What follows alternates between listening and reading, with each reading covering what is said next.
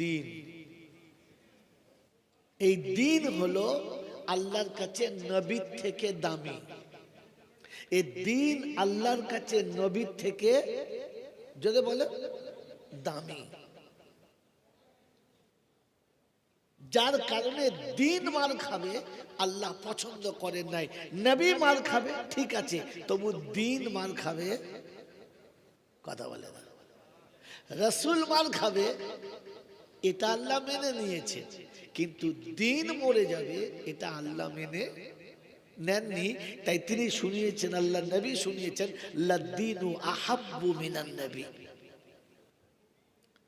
মেরে মহতম দোস্তর বুজুর্গ, আমি আর আপনি ওই দিন নিয়ে কবরে যাওয়ার চেষ্টা করব ইনশাআল্লাহ। জোরে বলেন ইনশাআল্লাহ। আল্লাহ আপনাকে আমাকে ভাবার তৌফিক দিন, বলুন আমিন। মেরে মহতম দোস্তর বুজুর্গ, আল্লাহওয়ালা ভাইয়েরা, জ্ঞানীজনরা, সুধী মানুষেরা, কোনো ছাত্র যদি এক ক্লাসে 30 বছর থাকে সেটাই হচ্ছে ব্রিলিয়ান্ট ছাত্র। হ্যাঁ না না বলছে হ্যাঁ, কোথায় দল করতে মিলে একটা ছেলে ক্লাস 9-এ 30 বছর আছে, এই ছেলেটা খুব বুদ্ধিমান ছেলে, তো একে স্কুলে রাখবে? স্কুল বলবে তুই থাকলে আমার স্কুল আর চলবে না, তুই পালা।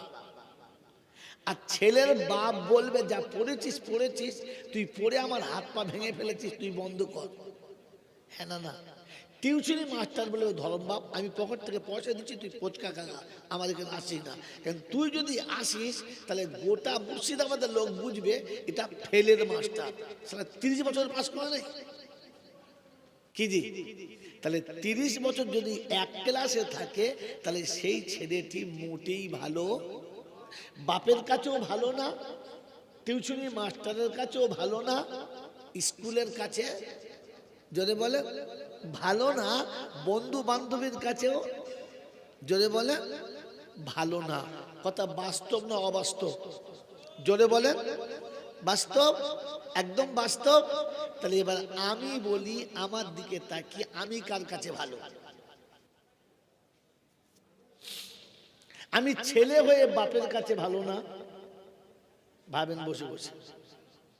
আমি ছেলে হয়ে বাপের কাছে ভালো না, স্বামী হয়ে বিবির কাছে ভালো না, বন্ধু হয়ে এখন এই বয়সের বান্ধবীর কাছে ভালো না, আর বুড়ো বয়সে বাপ হয়ে বাচ্চার কাছে যদি বলে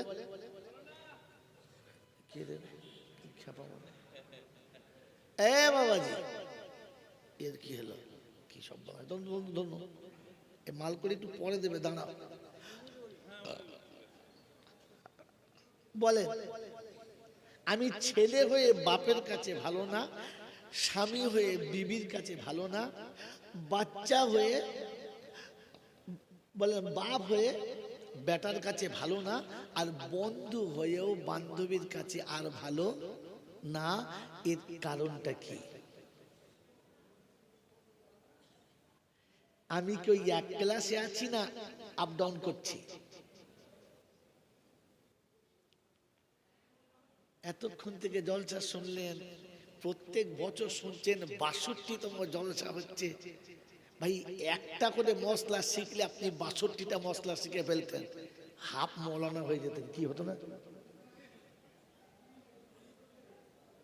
দুর্ভাগ্য এইখানে যে আমি কোন ক্লাসে দাঁড়িয়ে গেছি, যে ক্লাসে দাঁড়ানোর কারণে আমি স্বামী হয়ে বিবির কাছে ভালো না, বাপ হয়ে বাচ্চার কাছে ভালো না, আর আমি বন্ধু হয়ে বান্ধবীর কাছে ভালো না, আমি সমাজে কারো কাছে আজও ভালো হতে পারলাম না।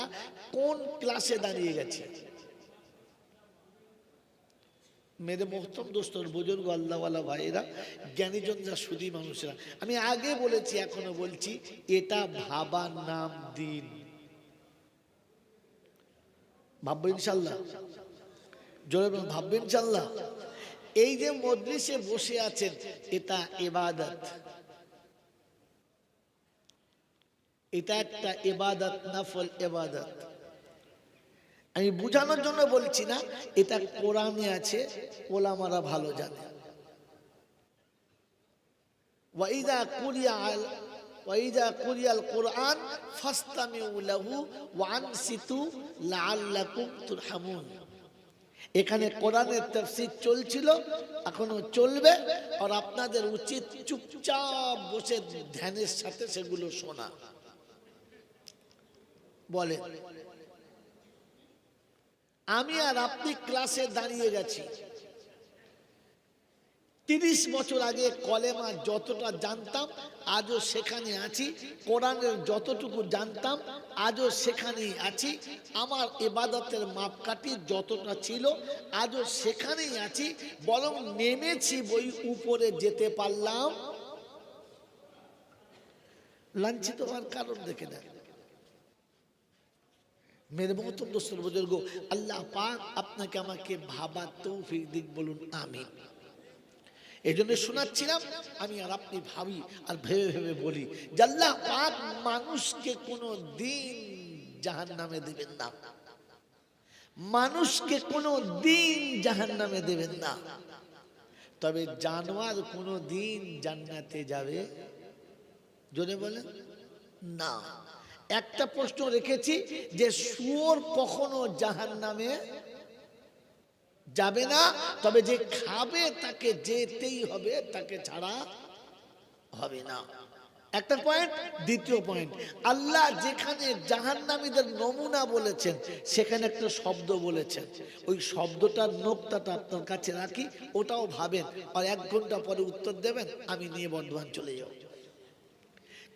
কোরআনে আল্লাহ পাক শোনাচ্ছেন, আমি যে দলের নাম বলবো সেই দল বলবে আমারটা ভালো, কোন দল বলবে না যে আমারটা ভালো না।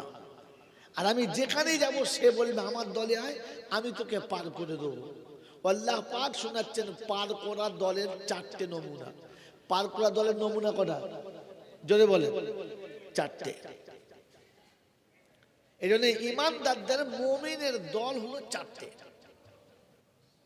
আল্লাহ আপনাকে আমাকে ওই 4 দলের কোনো একটা দলে জুড়ে যাওয়ার, আর কিয়ামতে গিয়ে বুক ফুলিয়ে বলার যে আল্লাহ এই 4-এর একটা আমি আছি।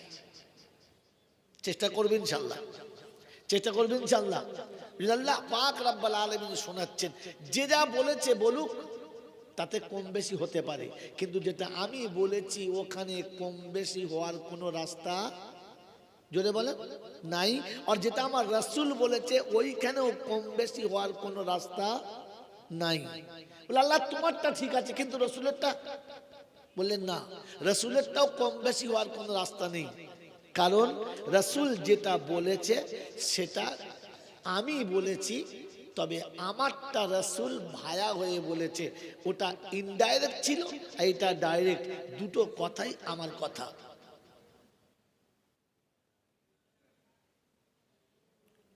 বলো আল্লাহ তাআলা রাসূলের মাধ্যম দিয়ে বলার কারণটা আপনি না বলে, নিজে না বলে, আমি ডাইরেক্ট বললে এটা বান্দার উপরে চাপ হতো, ভারী হয়ে যেত। এটা হালকা করার জন্য কথাটাকে রাসূলকে দিয়ে ভায়া করিয়েছেন। বাবাজিরা, সোনার লালেরা, আল্লাহ পাক শোনাচ্ছেন, আল্লাহ পাক শোনাচ্ছেন, ঠান্ডা মাথায় মনে রেখে দাও। ইয়া আইয়ুহাল্লাযীনা আমানু আতিউল্লাহা ওয়া আতিউর রাসূলা ওয়া উলিল আমরি মিনকুম ফাইন তানাযাতুম ফি শাইইন ফারুদ্দুহু ইলাল্লাহি ওয়ার রাসূল ইন কুনতুম তু'মিনুনা বিল্লাহি ওয়াল ইয়াউমিল আখির।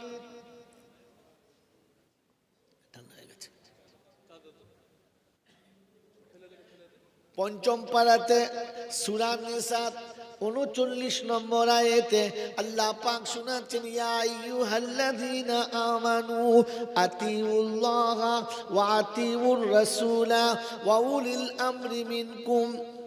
ইমানদার তোমাদের জন্য বায়ান চলছে, ইমানদার না হলে তাদের জন্য বায়ান না। আল্লাহর আদেশ ইমানদারদের জন্য, ইমানদার না হলে তাদের জন্য আদেশ না।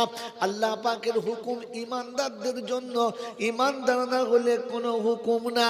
ইয়া আইয়ুহাল্লাযীনা আমানু আতিউল্লাহ ওয়া আতিউর রাসূল, ইমানদার তোমরা আমার কথা মেনে নাও, ইমানদার আমার রাসূলের কথা মেনে নাও।